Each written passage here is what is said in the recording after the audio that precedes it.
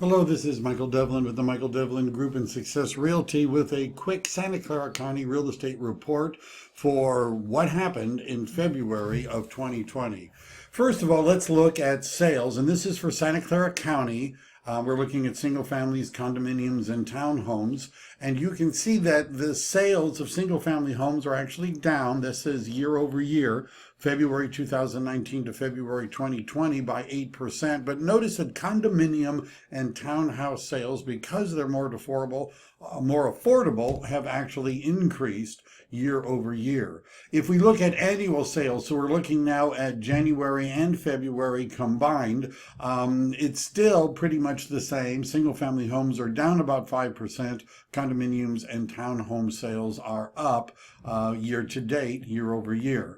It varies by location. So these are the different marketing areas in Santa Clara County. You can see that Almaden Valley actually has a significant increase in the number of sales, as does Cupertino and Central San Jose, Cambridge and Milpitas, Saratoga, Campbell, and Blossom Valley. As we go down the list, some areas like South San Jose, Santa Clara, Los Gatos are suffering fewer sales. But whether or not sales are down often depends upon where you're talking about and what price range you're looking in. The median price is up for single family homes 16% year over year. February of 2020 compared to February of 2019, there's a $188,000 difference in the median price of a single family home. Townhomes have gone up 8%, and surprisingly, the median price of condominiums has gone down $44,000 or 6%.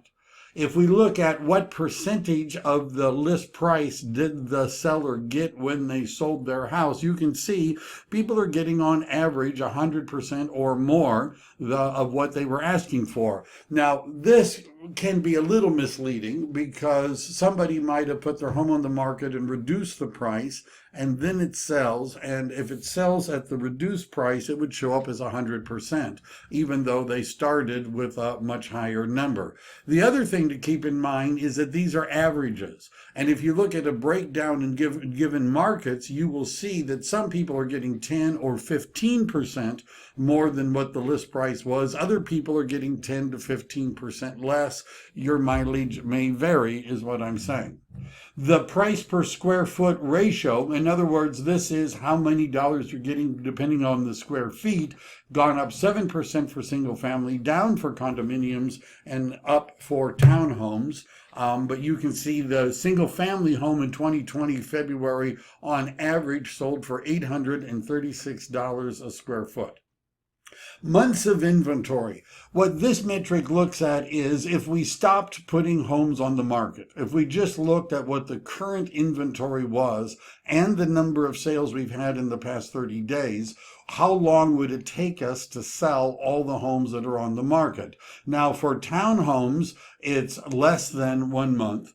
Condominiums is a month, and we have 1.4 months of inventory for single family homes. Notice all of those are significant decreases from February of last year. This is a sign of a tightening market. Is it a seller's market or a buyer's market? Normally it's considered a seller's market when we have up to 4 months of inventory. Notice we have less than a month for townhomes, a month for condominiums, 1.4 months for single family homes. That puts us obviously in a seller's market. But again, it depends upon the price range in the area. Median days to sell. In February of 2020, the single family homes sold on average in 8 days. Some took a lot longer and some less. That's down from February of 2019. 8 days was also the median days to sell a townhouse, and 13 days was the number of days to sell a condominium. So, are we approaching a recession? Is there going to be one? We don't really know, but the market seems to go up and down a lot. If we take a look at what happened in the last 5 recessions. Now, in 2008 and 1991 were serious recessions, and the median price, the average price nationwide dropped. But 3 out of 5 recessions that we've had since 1980 Sales prices actually increased. They did not go down. Where are we now on interest rates? This was done on Thursday of March, the first week in March, and the interest rate for a 30-year fixed rate loan was 3.29%. You can see how the graphs are showing a spiking downwards. This type of information is often behind by at least 3 or 4 days. It comes out every Thursday morning, and so interest rates are actually falling lower than that. What does this have to do with purchasing power? So I took a look at somebody that could qualify for a loan of about $1 million. And if the interest rate is 3%, which is about where it is now, maybe a little bit lower, depending on, where you go, your mortgage payment would be $4,216. If it goes up to 3.25%, your payment will go up. But notice the loan amount has gone down, and that's because a greater percentage of your payment has to go to interest because interest rates have gone up. If it goes up to 3.5%, your payment of $4,266 would get you a $950,000 loan at 3.75%, $925, and at 4%, your loan is going to be $900,000. In other words, for the same qualification, your loan amount will go from $1 million at 3% to $100,000 less. This also affects your purchasing power. If you have 20% down and you could qualify for $1 million loan, you could buy a property for $1.25 million. When that goes up to 3.25%, you could buy a property for $1,218,000. Notice as you go to the end, once it hits 4%, your loan amount is $900,000. 20% down would qualify you for a property of $1,125,000. Notice what's happened is that you've lost $125,000 in purchasing power simply because interest rates have gone up. At 30%, it's even more dramatic. You could buy a $1.3 million house at 3%, but a $1.2 million house at 4%. And if you're an overachiever and you have 40% down, you could get a property for $1.4 million at 3%, but only for less than 1.3 once you've gone up to 4% interest rates.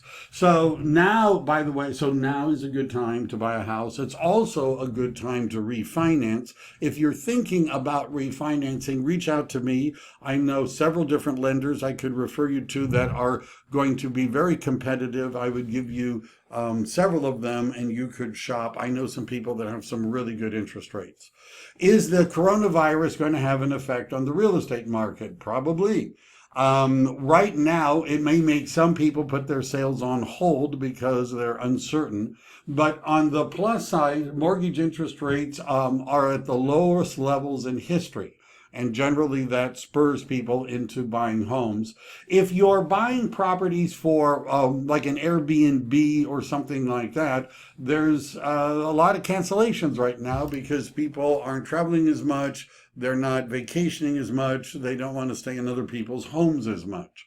In the world of open houses and meeting with clients, we may be more distant. Don't hold it against us if we don't offer to shake your hands as usual. We're doing this mostly out of health concern, and you see agents are handing out sometimes mini bottles of hand sanitizer and that sort of thing, assuming they can get their hands on it. But we're still in a pretty robust market. People are out looking at homes to buy.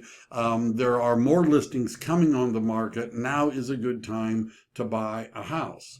The National Association of Realtors has predicted that despite this, there's still going to be a growth in the housing market because of the low mortgage rates.